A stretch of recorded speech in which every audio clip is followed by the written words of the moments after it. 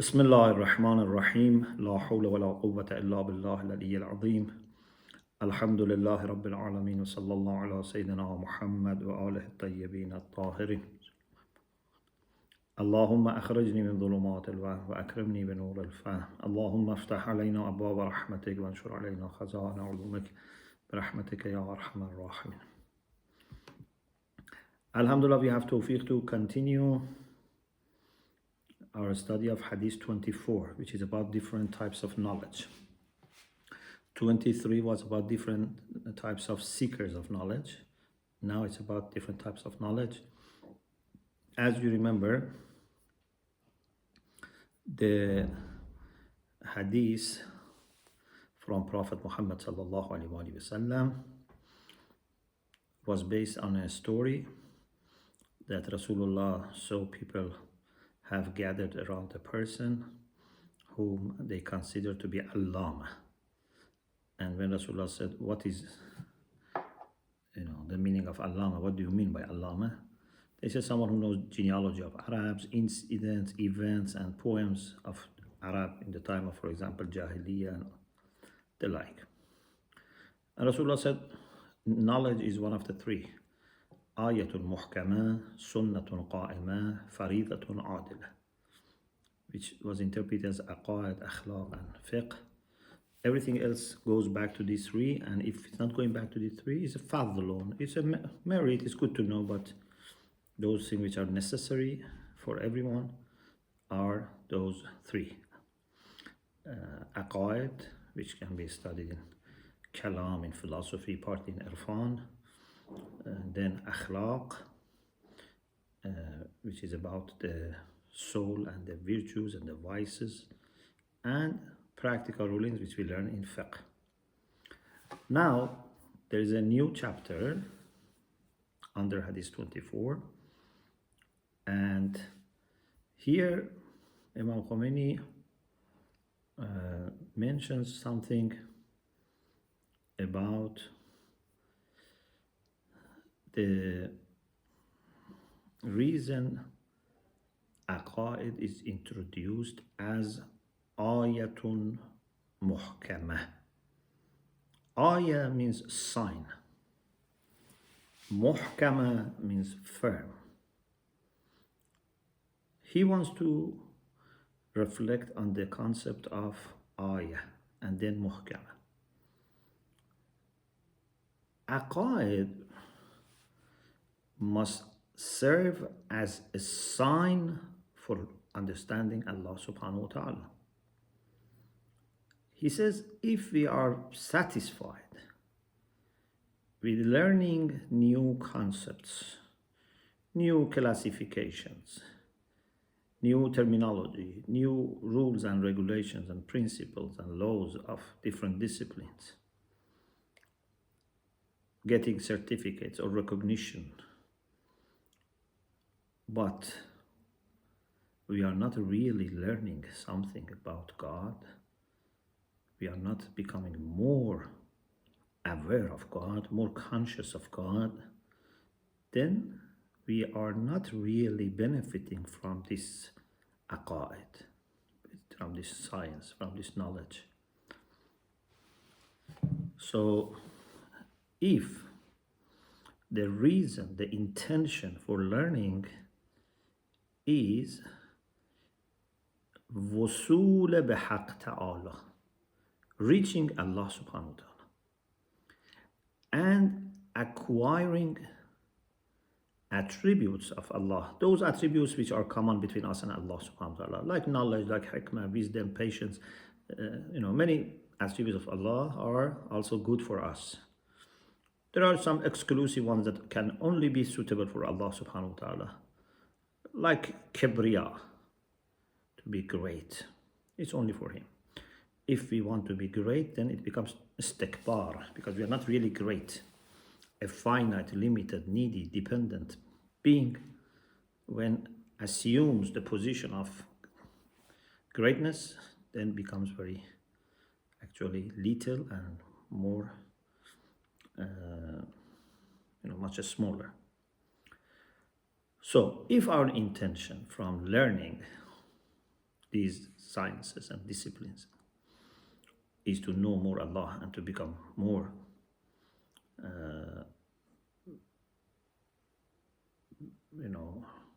similar or resemble him more, then this is good. Otherwise, it becomes hijab, it becomes a veil. It would not help, and indeed would cause more problem. If you learn these things and don't have right and sincere approach, you will not remain the same. It's not that you are not using this knowledge and remain the same. No, if you don't use it, they become veil. Like for example, if there is a glass, I have a pair of glass.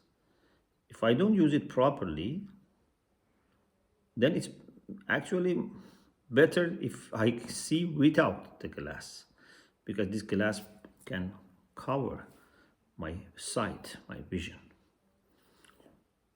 So he refers to this ayah in the Holy Quran, Surah Taha, verse 124. أعوذ بالله من الشيطان الرجيم.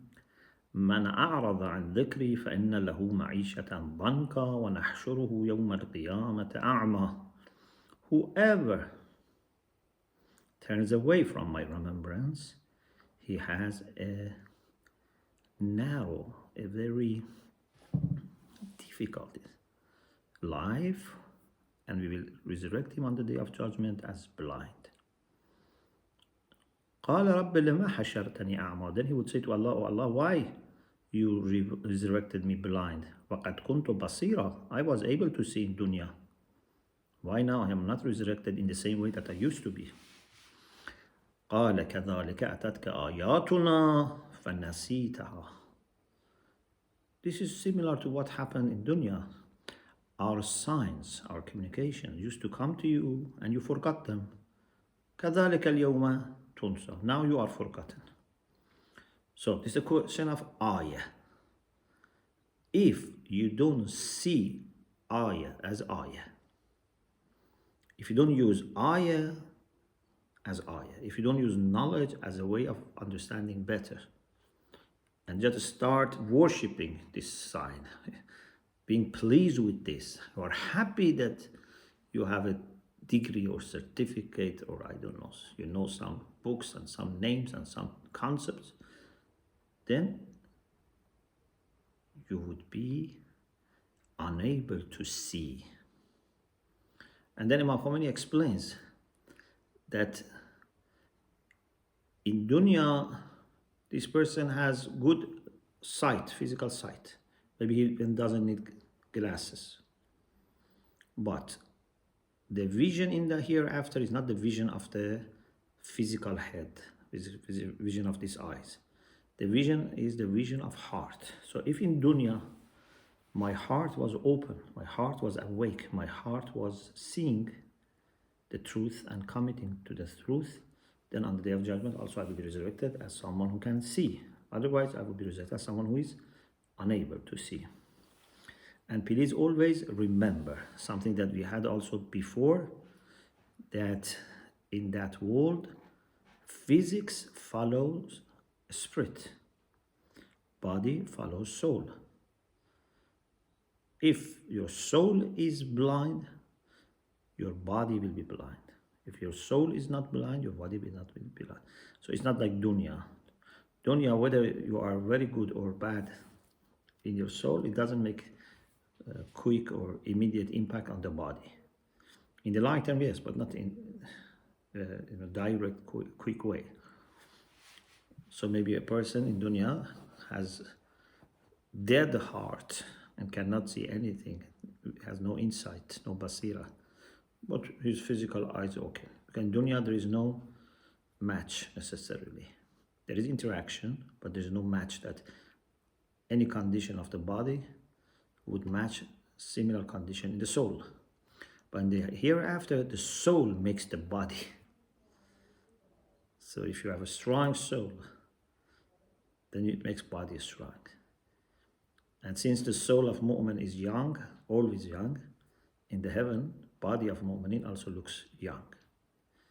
This is why we say there will be no old person in the heaven, because every person who goes to heaven has a young heart and therefore has a young body. So all the people who are supposed to go to heaven, then they will go there with the age of their soul, not with the age of the body. Therefore, they will be young in heaven. Now, Imam Khomeini says, if we have learned knowledge properly, for the sake of understanding Allah better, for the sake of obeying Allah, pleasing Allah subhanahu wa ta'ala, bringing good, then we should seek light. We should find light in our heart. Our akhlaq should be better. And above all, maybe we can refer to this ayah, إِنَّمَا يَخْشَى اللَّهَ مِنْ عِبَادِهِ الْعُلَمَاء. The only people who have awe towards Allah, have proper fear, are ulama. So alim must be a person who has khashya. If I have ilm and no khashya, if I have ilm and I'm not humble before Allah subhanahu wa ta'ala, this is not ilm, this is pseudo knowledge. Pseudo knowledge can actually make you arrogant, can make you proud, can make you forgetful of Allah subhanahu wa ta'ala. But real knowledge brings humbleness, brings khashya, positive fear. In Kafi, there is a hadith that Abu Basir says, I heard Imam Sadiq alayhi salam, and in some versions I heard Imam Baqir alayhi salam. سمعت أبا عبد الله or سمعت أبا جعفر. I heard Imam Sadiq, or in some version I heard Imam Baqir saying, كان أمير المؤمنين عليه السلام يقول, Imam Ali used to say, يا طالب العلم, O seeker of knowledge, إن العلم ذو فضائل كثيرة. Knowledge has many merits. Now, if you want to understand the merits of knowledge, look at this hadith. فرأسه التواضع. Head of knowledge is tawadhu. Tawadhu is the peak. And it is interesting that you try to be low in the eyes of people. You don't seek any arrogance, any high position, but then Allah makes tawadhu of you at the top. وَرَأْسُهُ التَّوَاضُعُ فَرَأْسُهُ التَّوَاضُعُ وَعَيْنُهُ, and its eyes are الْبَرَاءَةُ مِنَ الْحَسَدِ, to disassociate yourself from jealousy. You don't have any jealousy, you don't develop jealousy. وَأُذُنُهُ الْفَهْمِ, the ear of knowledge is understanding. وَلِسَانُهُ الصِّدْقِ, its tongue is truthfulness. وَحِفْظُهُ الْفَحْصِ, if you want to preserve knowledge, you must do more investigation, more examination of the sources. وَقَلْبُهُ حُسْنُ النِّيَّةِ, the heart of knowledge is having good intention. وَعَقْلُهُ مَعْرِفَةُ الْأَشْيَاءِ, and its aql is to have understanding of things and affairs. مَعْرِفَةُ الْأَشْيَاءِ وَالْأُمُورِ. وَيَدُهُ الرَّحْمَةِ, its hand is mercy. وَرَجْلُهُ, what is the foot of knowledge? Ziyaratul ulama, to use this foot and go to take lessons from ulama and meet ulama. وَحِمَّتُهُ السَّلَامَ, and its concern is salama, it's health, any kind of health. وَحِكْمَتُهُ الْوَرَعُ, and its wisdom is piety. وَمُسْتَقَرُّهُ النَّجَاةِ, and its settling place is to be saved. وَقَائِدُهُ الْعَافِيَةِ, and the one that pushes it, it's the leader, is al-afiyah, to be in a good condition. وَمَرْكَبُهُ الْوَفَاءِ, and its ride is given by loyalty. The mule on which it walks is loyalty. وَسِلَاحُهُ لِينُ الْكَلِمَةِ, and its weapon is soft word. أولى له قولا لينا لعله يتذكر أو يخشى. So Allah said to Musa and Harun, speak softly, gently with Pharaoh. Here we say, وَسِلَاحُ لِينُ الْكَلِمَةِ وَسَيْفُهُ الرِّضَى, but its sword is what? Is to be pleased. وَقَوْسُهُ الْمُدَارَةِ, and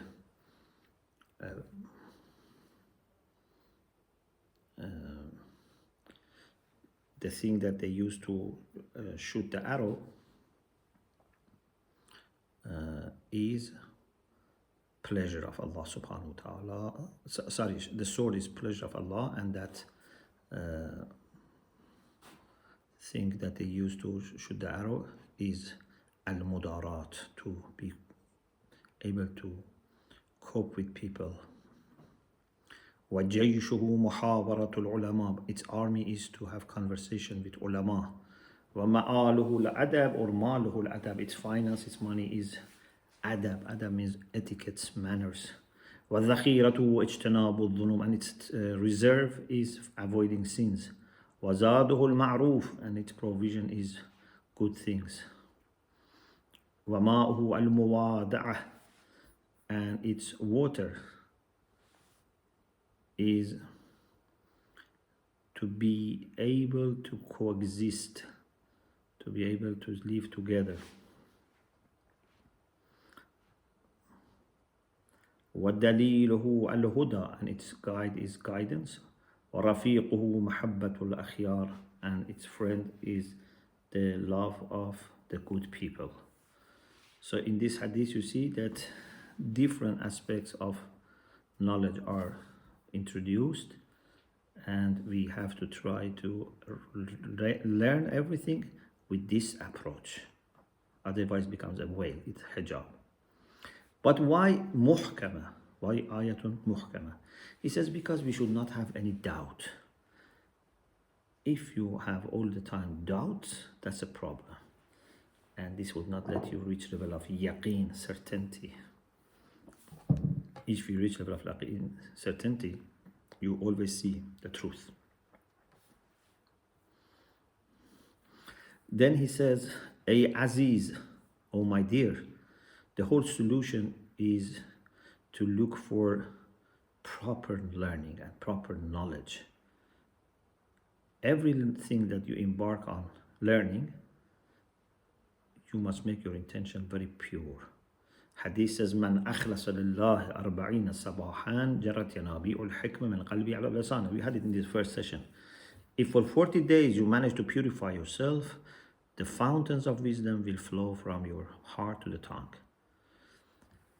But we have to then question ourselves. If for 40 days this can happen, what about me? 40 years I am learning, for example, and nothing is happening. If I have proper approach to the knowledge and to learning, my situation should just improve. If I don't understand day by day, at least every 7 days, every week, it should improve. There must be some difference.